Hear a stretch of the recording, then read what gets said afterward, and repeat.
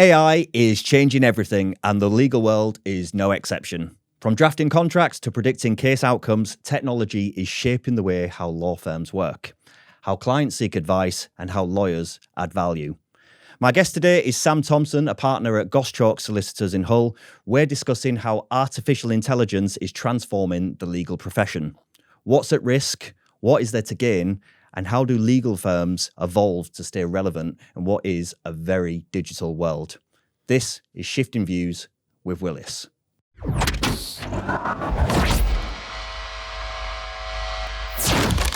Okay, Sam, welcome to the podcast. Thanks for having me. Delight to have you here. This is an interesting one because I think you're the first law firm I've had on the show. And probably the first, what I would call lionized profession that I've had on the show. So kind of like doctors, lawyers, accountants, you know, them kind of high-end professions. Yeah. And that's interesting in itself for me because I always find that those type of industries are quite hard to shift in terms of innovation or thinking a bit differently because they're quite protective industries. You know, you spent a lot of money to become what you are, you're well educated, and it's quite a protective. That's my sort of perception of it. So how are you thinking differently about this now? What's shifted in your head to think law firms now need to shift? Well, firstly, you're right to identify that law is a lionized industry. Yeah. Classically, law has been incredibly slow at reacting to new innovative technology in particular, and changes generally. I mean, the classic example is that lawyers have tended to create their own language over the years, a language that they're very protective of, and at one point was almost impenetrable to John Doe out on the streets. After a lot of campaigning and a lot of legal change and changing authority, changing government, changing approach generally, law became more accessible because we decided to begin to speak like humans as opposed to this sort of protected species. And I think that evolved over many years. And even in the technology sector, that evolution is still very slow. So it takes a long time for law firms to adapt to and adopt new technologies. AI, if you think about it, is a game changer in many respects across all industries, particularly lionized industries, because it is going to be pervasive. It's going to be everywhere, and we can't get away from it. And if we ignore it and we don't adapt to it at its pace or a relative pace, then we'll find ourselves behind the curve. So my view on this is that law firms need to grasp it, innovate, and move forward as quickly as possible.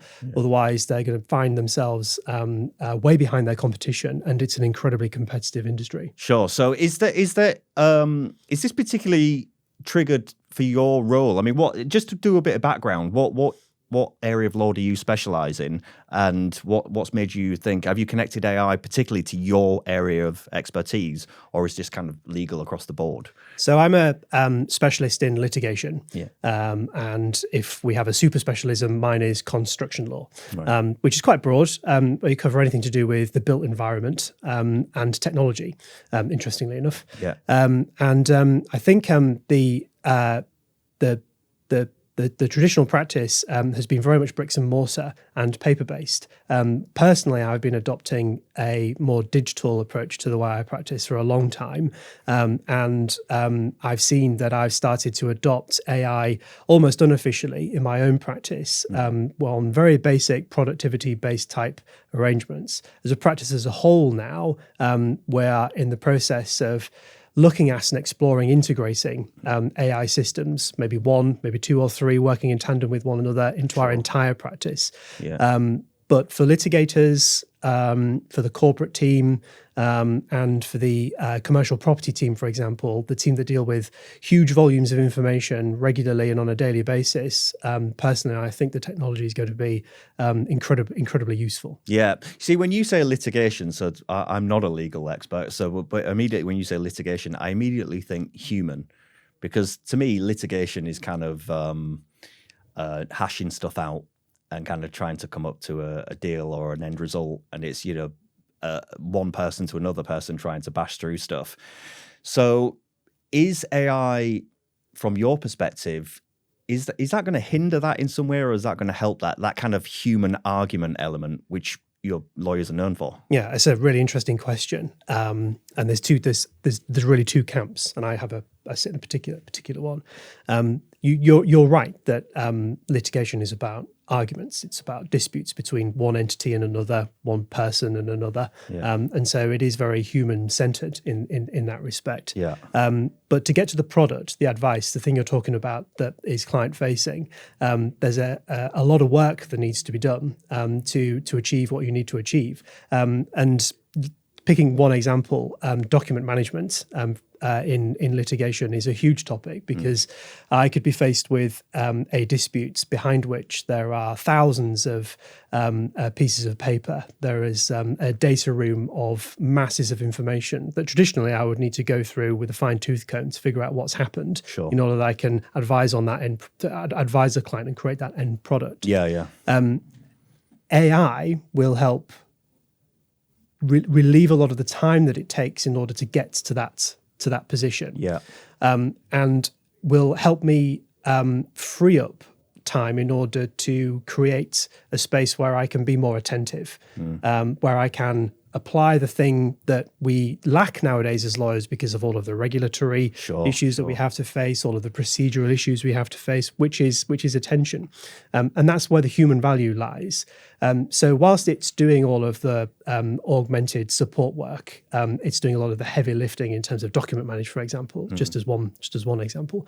I'll be able to create more space to be more human in the transaction, be more human in the disputes. Yeah. So I can gauge my opponent in a more effective way, spend more time with them. I'll be able to speak with and engage with my client in a more effective way, in order to ensure that there is empathy and that there is judgment and that there's critical thinking, the things that the AI can't do. Yeah, because that's interesting, because it sounds like you're saying AI really is enabling, it's doing the donkey work.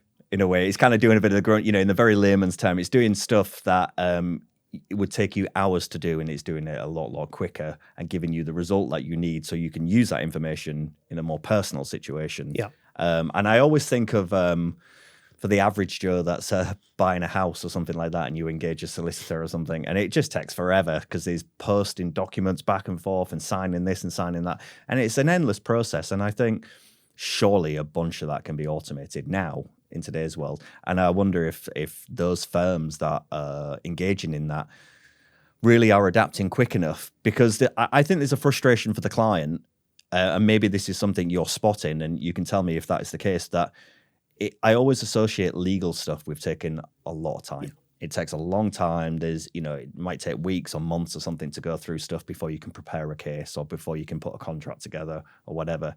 And there's a frustration there from the end user, isn't there, of sort of saying, "My God, this is taking a long time to happen." Is this gonna pivot that? Do you think? Is this gonna not only allow you to be more attentive, but actually be able to get through things quicker, basically? In my own view, and in short, yes. I mean, these large language models, the generative AI, is very good at the moment at reading and summarizing and manipulating huge amounts of data in a very short space of time. So naturally, the obvious advantage to using AI in the legal sector is productivity based. Yeah. And so it is by any standard going to cut down the amount of time that I need, or my team or other teams need to spend on reviewing stuff in order to get to that product that we talked about earlier on. So naturally, that's going to it can't slow anything down. Naturally, it will improve efficiencies. We'll be able to get from point A to B, hopefully, a lot quicker than normal. The risk in that is twofold. One, for the client and the regulatory bodies, and two, for law firms as businesses. So thinking about what it's doing, it's manipulating and looking at information in a way that I would have done myself. And so if I'd done it myself, I'm safe in the knowledge that I've got it right, or to a degree I've got it right. What I don't know is whether or not, having processed and looked at all of that information, the thing has got it right. Yeah. So lawyers are going to have to still spend a bit of time, and it's a huge area of development in the regulatory sphere. Yeah. Looking at and making sure that what it has done is correct. But what it's done is create the framework around that already. So a lot of the heavy lifting. So it's because there's an ethical question there, isn't there? I guess in terms of the advice that you're giving to the client. Is based on all of this research or background that's been done. Now, if you've used technology to do a big chunk of that grunt work, there's almost a reliance on, did it get that right? Has it picked out the right part? Has it crossed the T's and dotted the I's? But I suppose what you're saying is there is a risk with that, but it's less time for me to review what it's given me than it is for me to start from scratch and do all the chunky work myself. Absolutely. That's it in a nutshell. Yeah. So there are ways and means that we can change our systems and our processes and our daily practice in order to review and make sure what the model has created for us is correct. And so I don't see, and we might get onto the burning question, that which is connected to the risk points that we just mentioned, is ever going to get to a point where, in the near future at least, it will replace anybody's jobs. My personal take on it is that lawyers who use this technology, lawyers who augment themselves in a fashion, will replace those that don't. And so that's the risk for legal businesses. So we need to make sure that, coming to the second point, we need to make sure that we are using this technology, that it's not going to go away, and is only, frankly, going to get better to a certain degree. There's lots of theories, lots of computer science about whether or not we've achieved as much as we can achieve at the moment, and possibly we have. But if we don't use these systems compared with those that are, even on a productivity metric, we're going to be slower. And you quite rightly identified that one of the biggest frustrations for clients, commercial clients in particular, is speed of work. And if we're not getting to point B as quick as our competitors are, then naturally, who are using AI or other similar systems, naturally, those clients will drift away from you as a business. What do you think the biggest misconception is? I mean, it's going back to that earlier point of being lionized professions and a little bit resistant to change. And, you know, you've almost just touched upon the point there of saying, look, there's a diligence in being a lawyer and kind of making sure things are right. And that's why we're the experts in the room, because that's what you pay us to do. But do you think across the sector as a whole, there's almost a sense that the technology demeans the profession in some way, and that's the resistance? What's the biggest misconception? That's an interesting point. I think you're right. There may be an element, especially amongst practitioners that have been practicing for a long time, that the use of something that appears to be the latest fad in their legal practice, which is obviously a very serious thing, is in some ways demeaning what they do. I see it completely differently. It's a question of augmentation. If we don't adapt and move with the times in that respect, to coin a cliche, then those competitors are just going to get ahead on that point. The difficulty lies in persuading people that it is safe, persuading the lions that it is to their benefit, to our benefit, and to the overall business's benefits, as it were. And I think the difficulty with that is that it's very easy to get into a form of practice that works and that is used to small incremental changes over time. AI, if you think about ChatGPT, I think was launched in October 2022, something like that, I think. It's sort of beta model. It's 2025 now, we're at ChatGPT 5, and the things that it's doing are incredible on the face of it. That speed of change over that short period of time is something that lawyers are not used to, and it's getting people to understand that's no bad thing, really, and that we have to maintain that competitive edge. Do you know what I find really interesting about this stuff is that we've always had to adapt to change, because that is evolution, you know, particularly since the Industrial Revolution. You know, we've seen vast changes in the way that we live, work, do everything, communicate, whatever. And I always think, even if you're in a profession such as law, you know, there was a time that you adapted to, you know, the internet, there's a time that you adapted from using fax machines to email. emails. If you go all the way back to be really silly about it, there's a time when the lawyer would be brought in a horse and cart and now drives in a nice car or whatever, with their quill and ink. With their quill and ink, exactly, yeah. So we're always adapting. We're having to do that. There's no doubt. I think what the issue is here is that the pace of change, and you just touched upon that, is that the pace of change is so fast, and there's a line which is technology will never be as slow as it is today, in that it will continue to speed up and just evolve so quickly. And I think the difficulty is that there's the businesses or the industries that are trying to catch up with it rather than rolling with it. Yeah. So they're not adopting it as it's coming out and saying, hey, look, there's something going on here. So it sounds like to me, you're recognizing it. You're saying, look, there's something going on here with technology, AI. We should be on top of this because it's only going to get bigger. That's basically what you've said. And then there'll be other firms that are sort of saying, what is this? What is this guff that's coming into we're the professional here, and then they're going to have to catch up. And that's where the trip up's going to be. Yeah. Is that, are you sort of relaying that? Are you seeing that across the industry and within your own firm?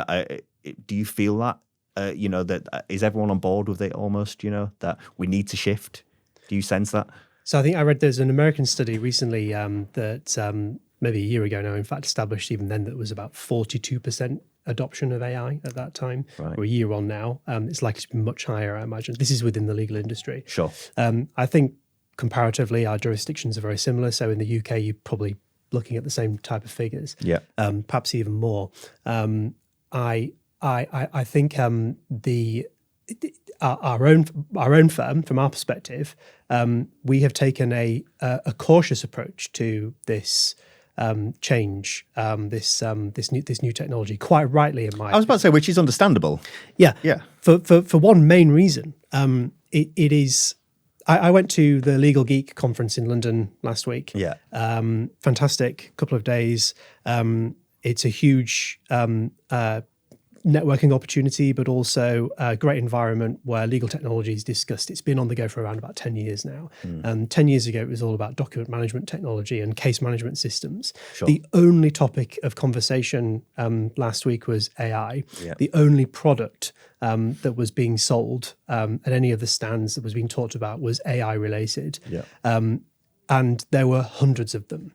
The reason we've been cautious is because there's been a lot of businesses and startups that have been very quick to jump on the market and producing something that on the face of it looks really great and really fancy, but actually in the depth and the detail might not be that good. Sure. If you've invested potentially hundreds of thousands of pounds in something that's not going to actually work for you, then you're doing yourself a disadvantage in the same way as you're not actually adopting the technology. Yeah. So it's about finding the balance, and we're trying to find the balance. So we've been not slow to react by any stretch, but certainly cautious in an intelligent way. And we are in the process of looking at what models might work for us, whether that be one perversely or several to help different practitioners. Yeah. But you are seeing most law firms, particularly the big law firms, adopts AI. Most of them have had it switched on now for a long time, and some are even now producing their own AI products. Sure.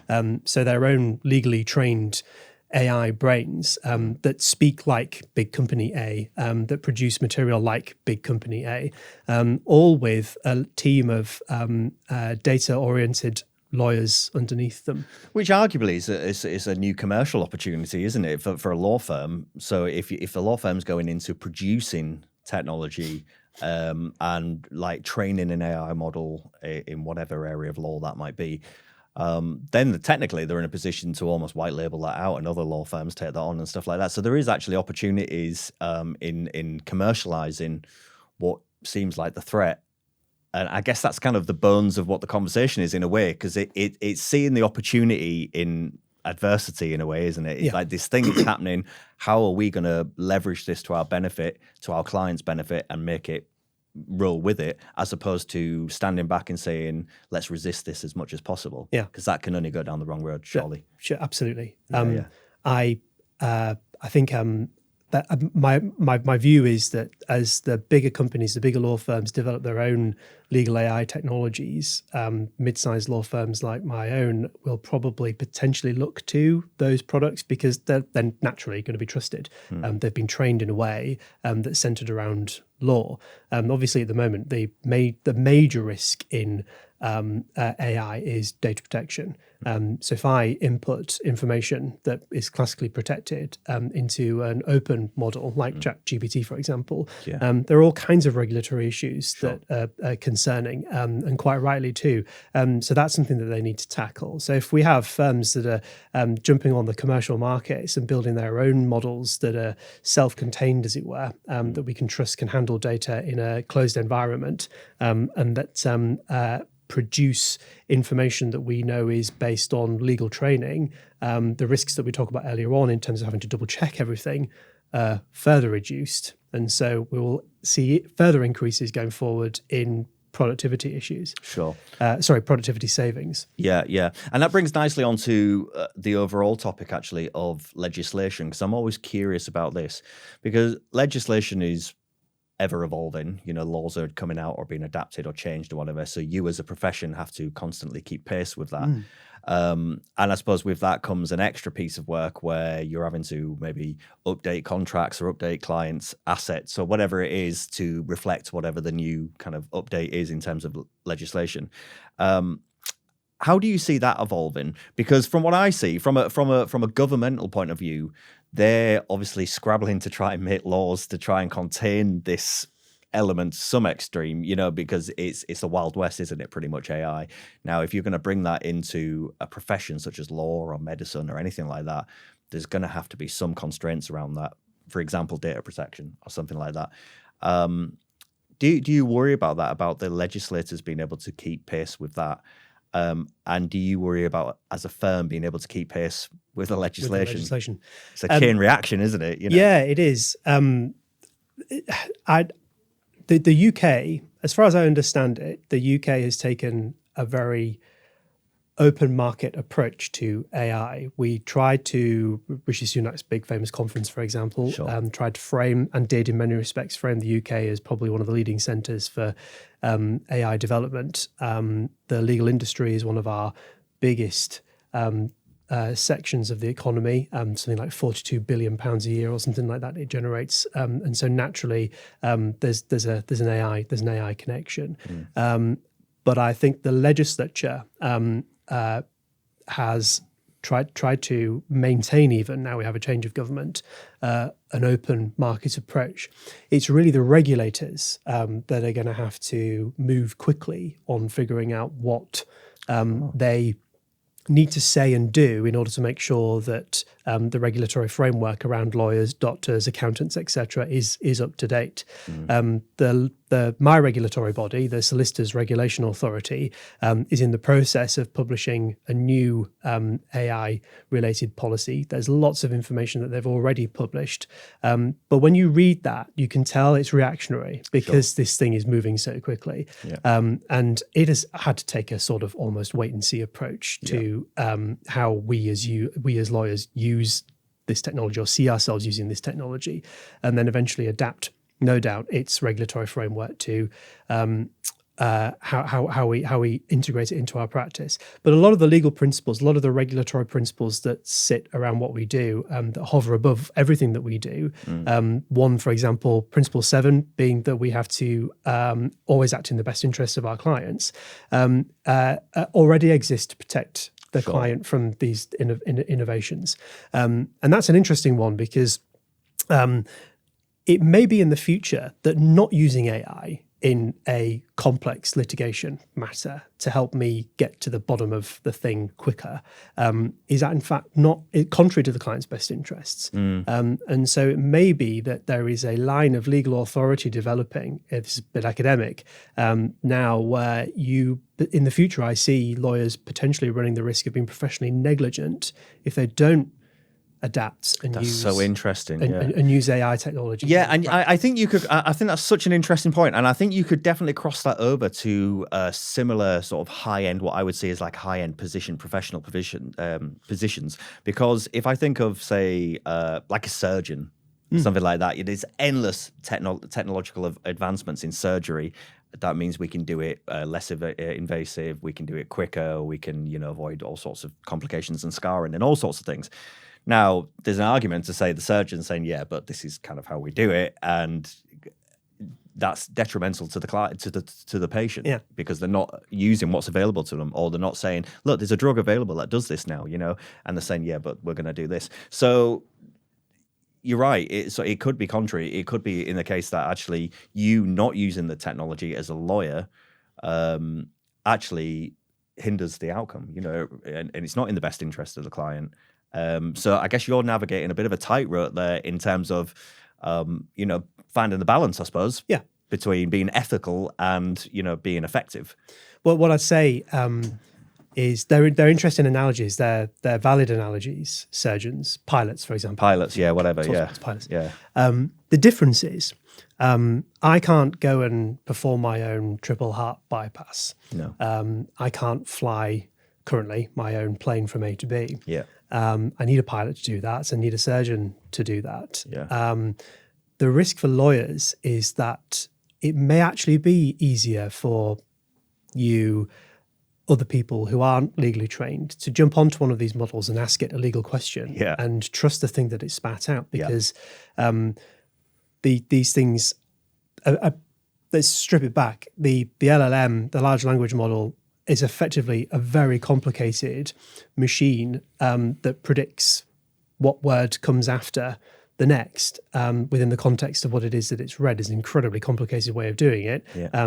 But what it produces makes us think that it's intelligent, but it isn't. It doesn't understand the meaning of the words, and that's the fundamental difference. Yeah.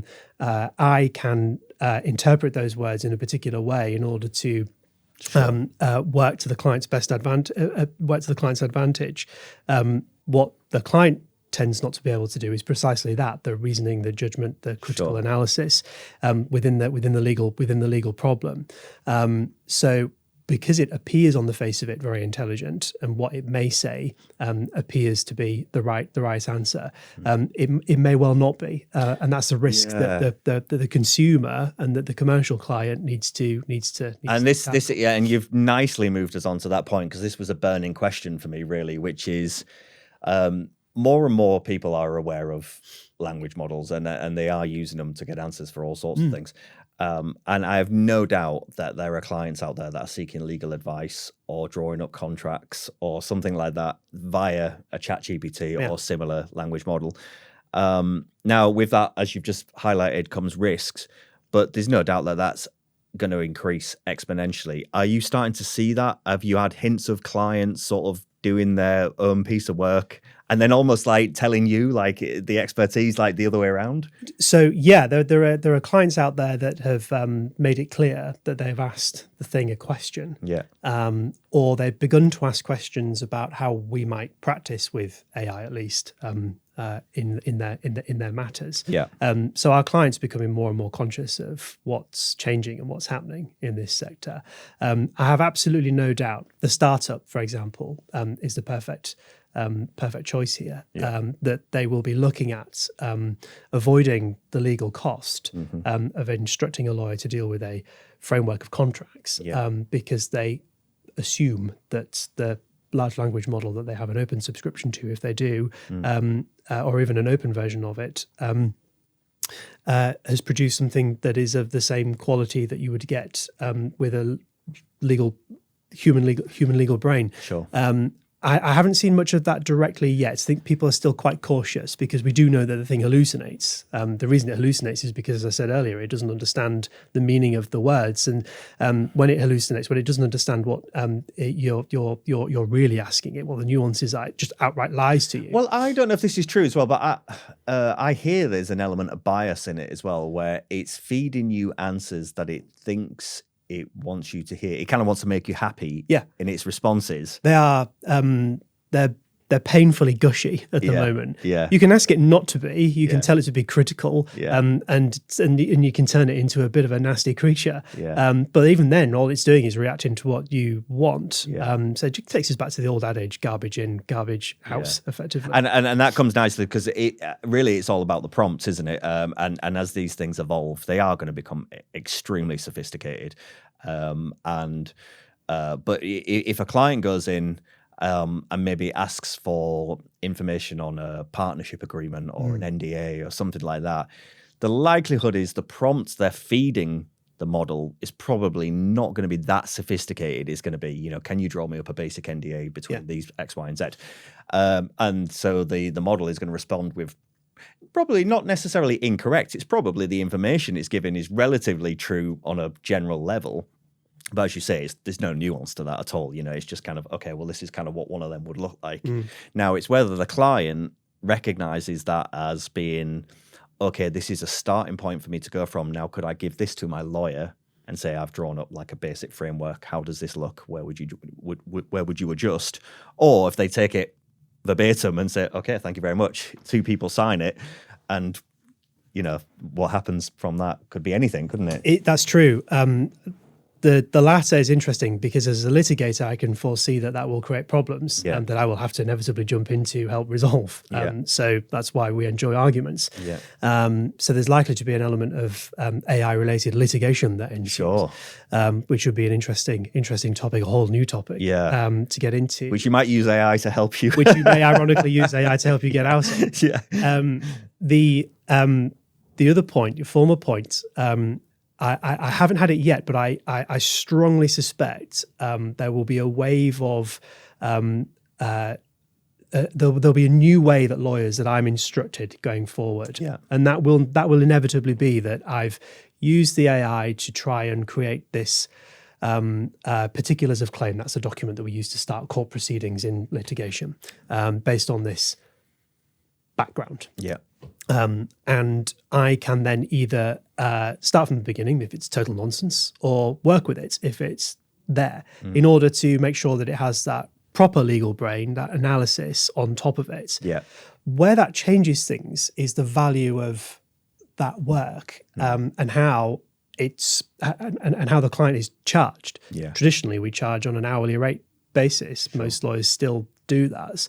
I think what AI will do in the near future is make firms that don't currently work on a system of fixed fees, for example, think about moving towards that fee arrangement rather than that hourly rate, based on the time that I spend on a matter. So the whole business model could shift. It could shift entirely, because what that then refocuses is our attention on the value of the thing that I'm producing, not the time it's taken me to produce it. So you don't buy a new fridge based on the time that it's been, the time that it was manufactured. You buy it based on the value that it offers to you. I see the way that we price and charge legal work moving more heavily in that direction. No, that's interesting. And I think clients might start to think in that way as well. If they say, well, I don't want to pay you X amount of hundreds of pounds an hour when I can do X amount of this work. And really all I need you to do is kind of verify the validity of this work. For me, that presents 2 problems. One, the one you've just highlighted there in terms of your role, I guess, in the lawyer-client relationship and the value you add to that. But 2, going back to my earlier point, I do wonder if that feels a little bit like a bit gritty, a bit of a kick in the teeth almost from a profession. If somebody comes up and says, oh, don't worry about that. You don't worry about that, Sam, because I've already kind of drawn up I just need you to make sure it looks all right. Is that okay? Would there be a little bit of you that goes, it's a bit more than that? Yeah, no doubt. Because half the time, and more than half the time, the thing won't be correct. It won't reflect. There's clearly circumstances, simple circumstances in which businesses will probably replace some simple legal service stuff with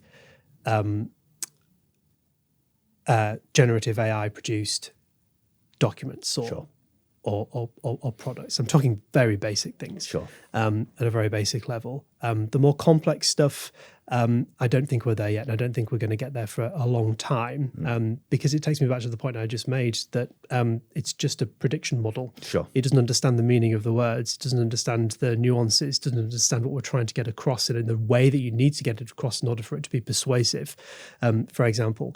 So even if a client does come to you with to me with a framework of something that they've produced, it might actually be really helpful in sort of kicking off the process, and then working from there as opposed to a blank page. And I mean, even within legal practice, sometimes the fear of the blank page is the thing that stops you from actually getting on with what you need to do. So if you can begin to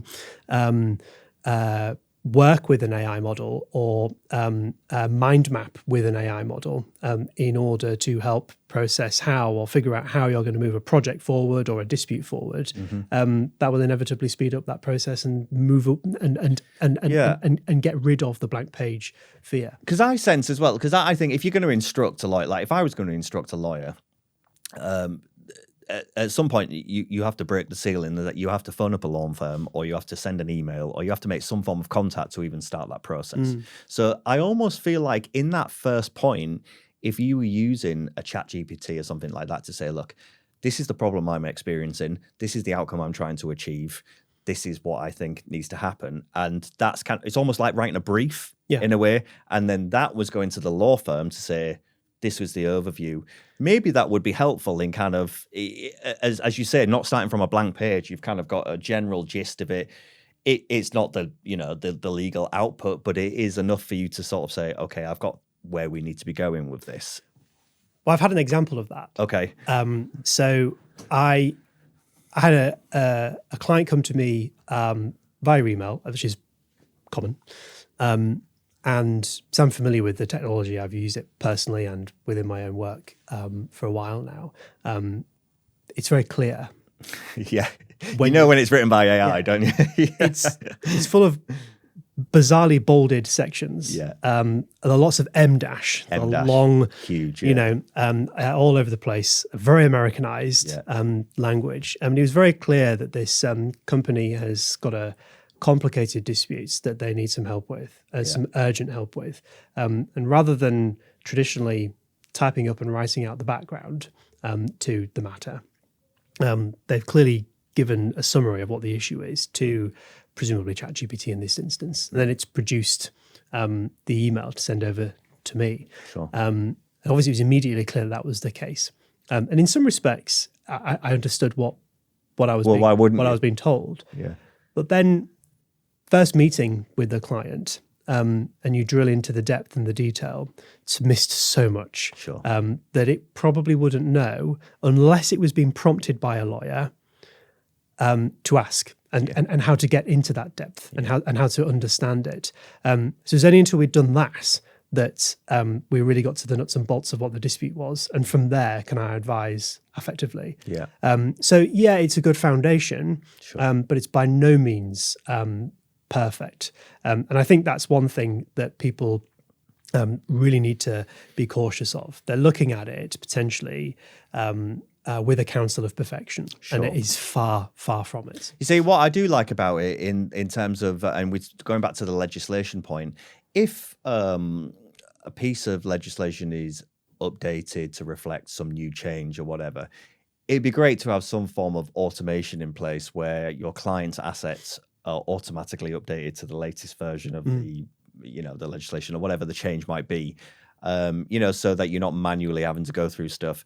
I think these wins in that kind of in these early days, there's wins in that kind of automation, quick updates, swapping things out, doing a little bit of grunt work, doing a bit of fact finding, whatever, that sort of stuff.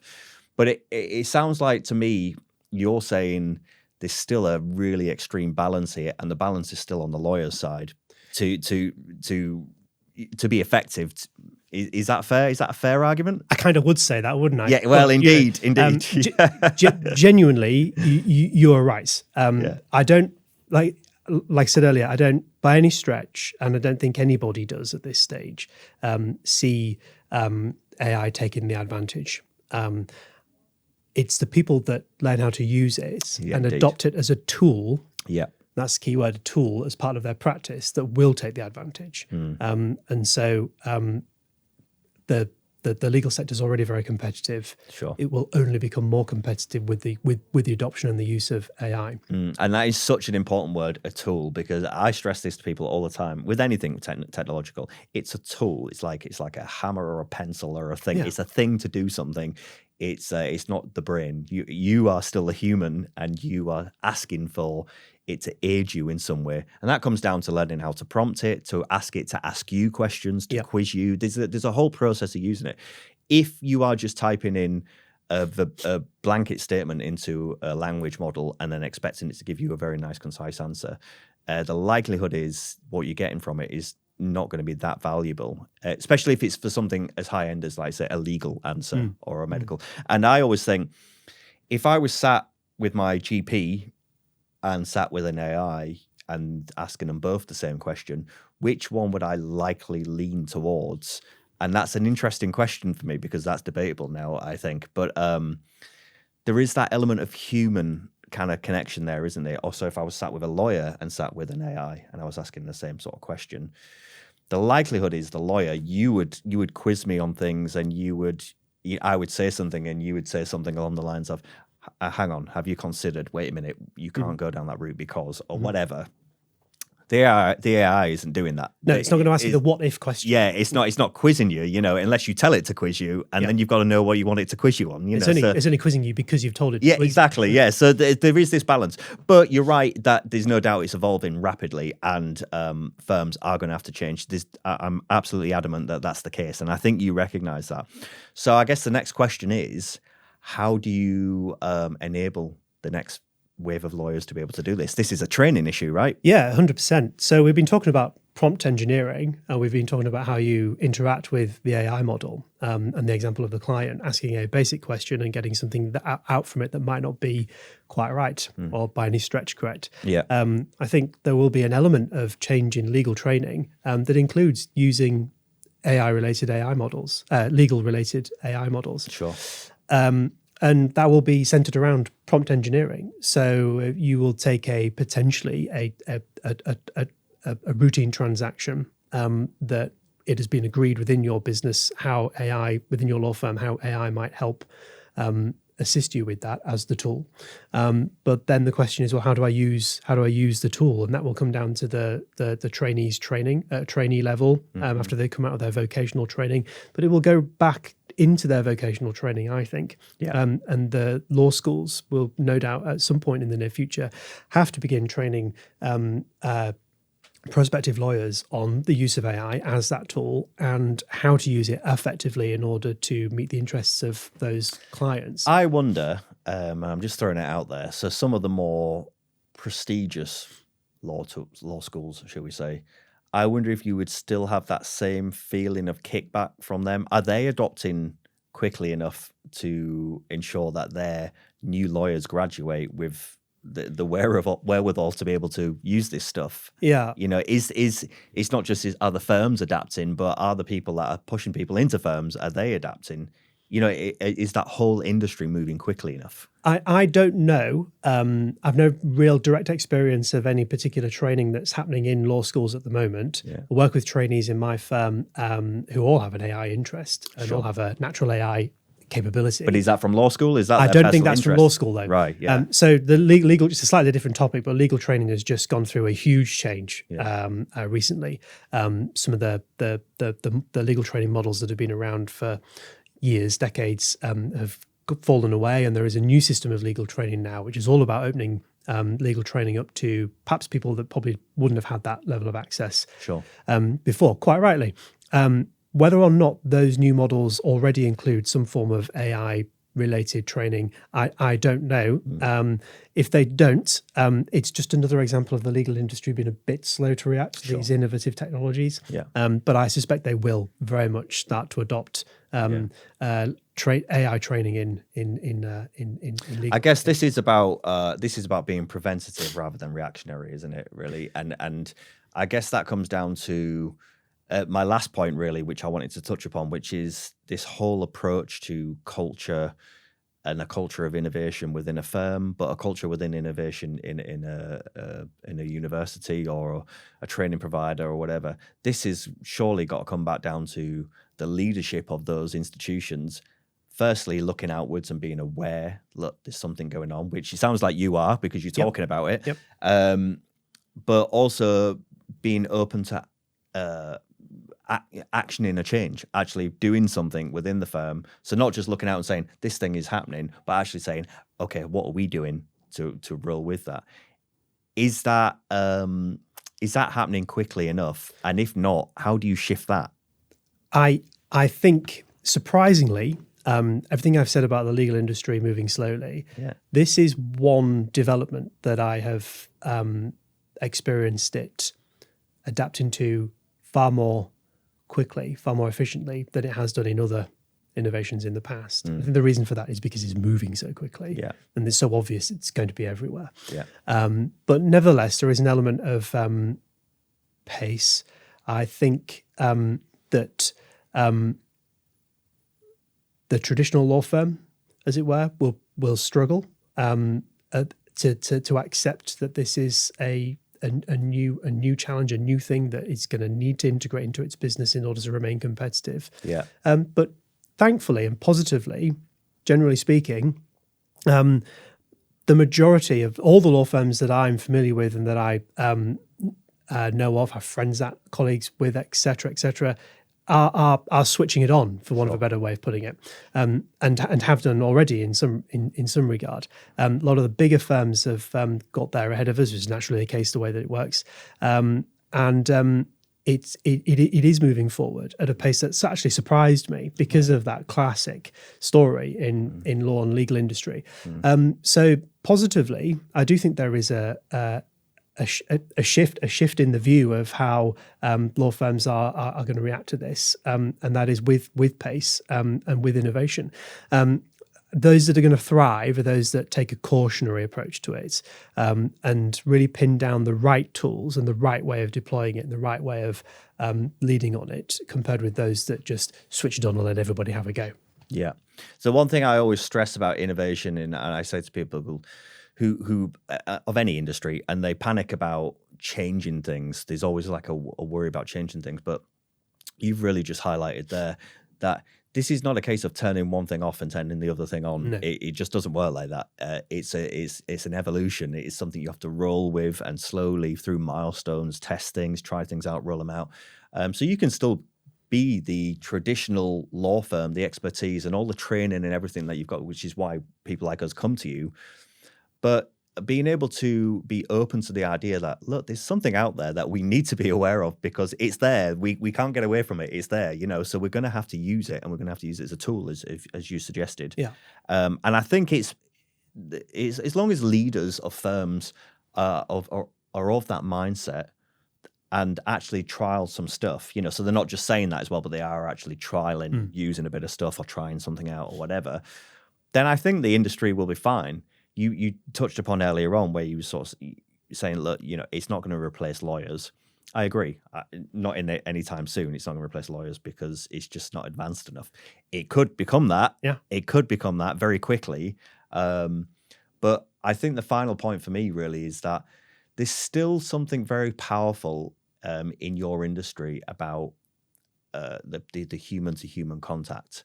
There's something very reassuring about that. Same with a doctor or anything, or a pilot or whatever. Is that there's a trust. Yeah, there's something very powerful in that, and these little nuances when you're in a litigation or you're negotiating or something like that, that you can see, that you can feel. That there's computers can't do that for you. It's a feeling, isn't it? You can sort of sense it where it's going, and the legal profession would be at a loss, I think, if it didn't have that human input. I agree. There is that.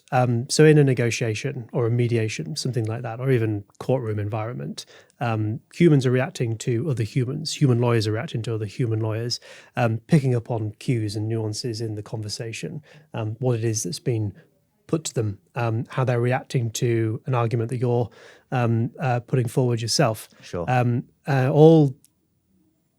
all leads the show. It all moves. It moves in the direction. It allows the thing to move in the direction that you want it to move into. Persuasiveness and attention. Yeah. Which are things that AI just doesn't yet have the capability to perform in the way that a trained lawyer does and will.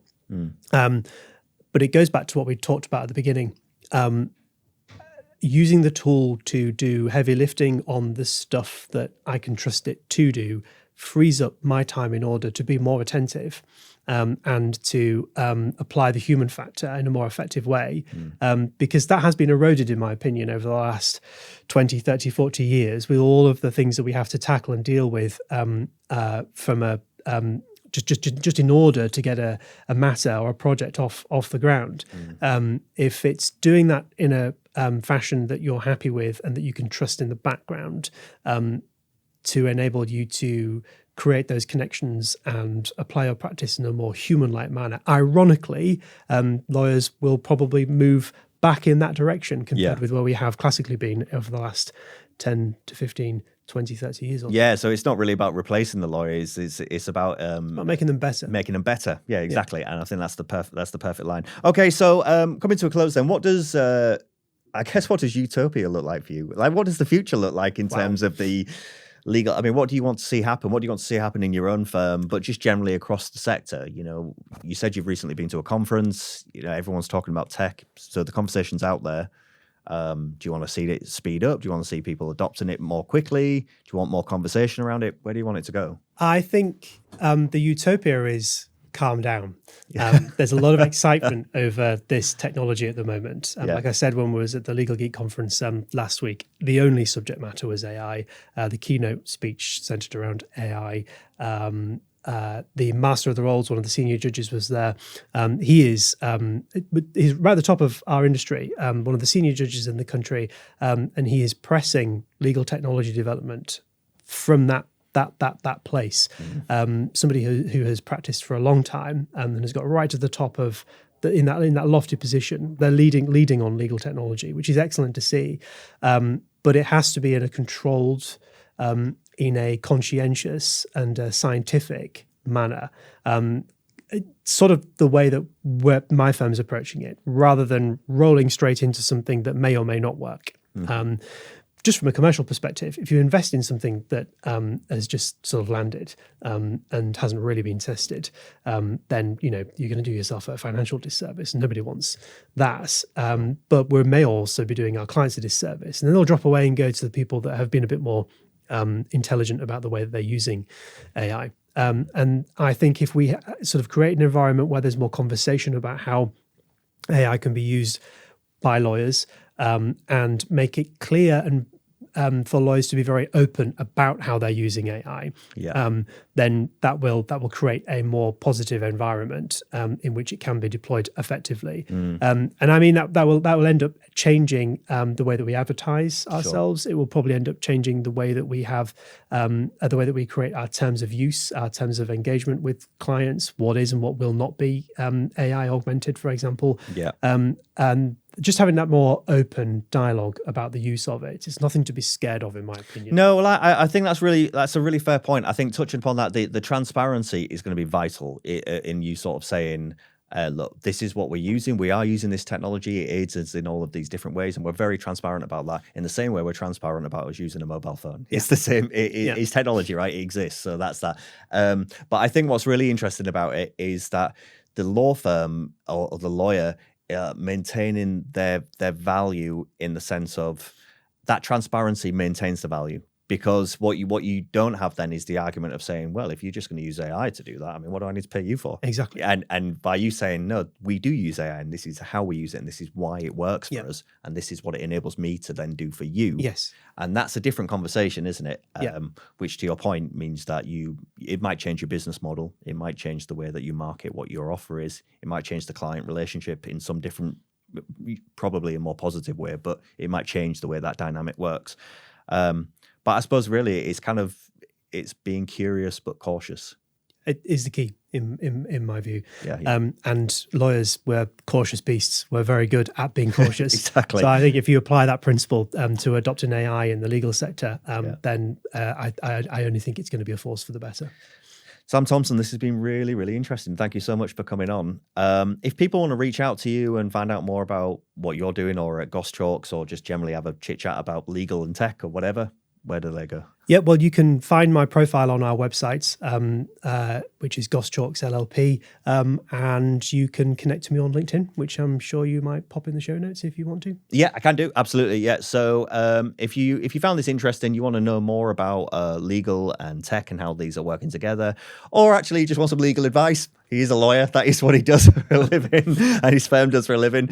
But it'd be an interesting conversation after hearing this, and you can maybe ask him how much AI is playing a role in the advice he's giving you. Probably not that much right now.